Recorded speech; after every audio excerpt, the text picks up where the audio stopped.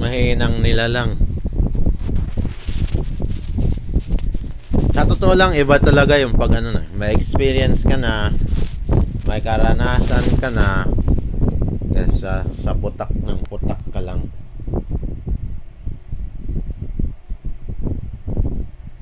Iba na talaga. Sabi ng bukang bibig ng tatay ko to eh. Ito yung nagsiman na inilugmok ng pamilya. Huwag kang maniniwala sa sinasabi ng iba kasi pag nadapa ka, tatawanan ka lang yan.